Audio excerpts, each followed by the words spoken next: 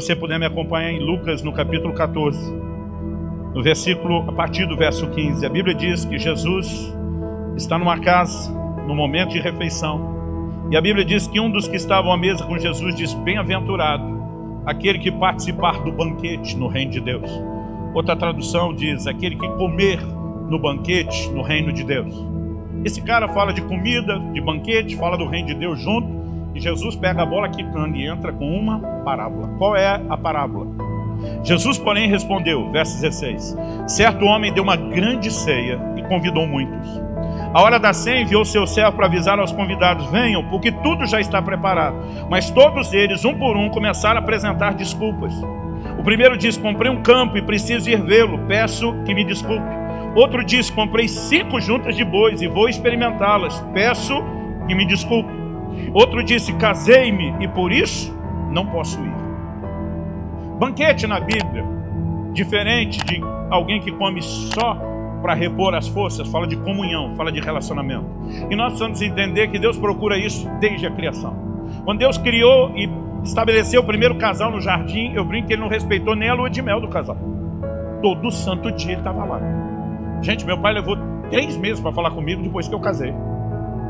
Eu levei 1 mês para falar no telefone com meu filho porque ele me ligou. Tem coisas que você respeita. Mas Deus não dava 1 dia de descanso para eles. Todo santo dia Ele estava no jardim.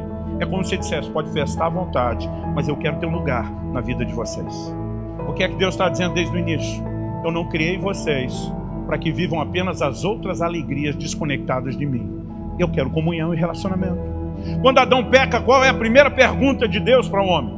Deus não pergunta para Adão: o que é que você fez? A pergunta de Deus para Adão é: aonde você está? Para mim, por trás dessa pergunta, Deus está dizendo: o problema não é o que você fez, cara. O problema é para onde o que você fez te levou. Para longe de mim. Cadê você? Eu perdi você. Agora, seria muita ingenuidade nossa acreditar que todo o plano de redenção é ativado só para remover a condenação de um pecado cometido, sem restaurar o nível de comunhão e intimidade que Deus planejou antes do pecado entrar. No entanto, o problema das distrações, e o que está girando aqui é o convite ao banquete, ou seja, nós não estamos falando apenas de salvação, mas do grande propósito por trás disso: deixa meu povo ir, para que se conectem profundamente comigo. Diante do convite, quando chega a hora de participar, cada um dos 3 tipos de convidado dá uma desculpa. Se você avaliar a desculpa, nenhuma delas é algo errado em si ou ilegítimo. A Bíblia diz assim: o primeiro disse, verso 18: comprei um campo e preciso ir vê-lo. Aquisição de uma propriedade. Nunca, em 28 anos de pastorado, mais de 30 de ministério, vi alguém reclamar de adquirir uma propriedade. Ô, pastor, coisa terrível, comprei a casa própria. Quem que reclama disso?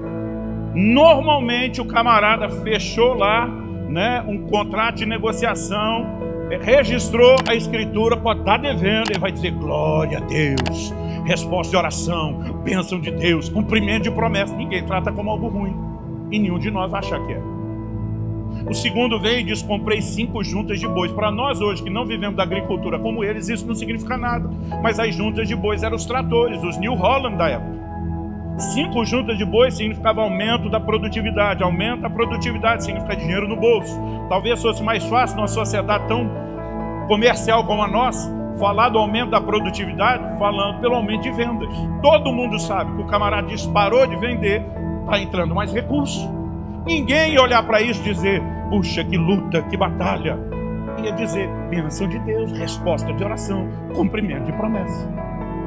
O terceiro diz: casei-me, portanto não posso ir. Se não dá para falar mal dos 2 primeiros, do terceiro menos ainda, porque o casamento é ideia e projeto de Deus. Então não tem nada de errado no casamento. Errado é a escolha que alguns fazem de com quem casar, ou como viver aquele relacionamento. Mas quando você olha para cada um desses 3 casos, o problema não é o que eles estavam fazendo, era o lugar de importância que eles deram a isso. O problema não é casar, o problema não é adquirir a propriedade, o problema não é ter mais juntas de bois ou aumento da produtividade. É quando essas coisas se tornam tão importantes que o convite ao banquete perde a sua importância. Então aquilo que não é errado em si mesmo passa a ocupar um lugar errado na nossa vida. Não é a coisa errada, mas é o lugar errado que ela passou a ocupar. Quem está entendendo, diga amém.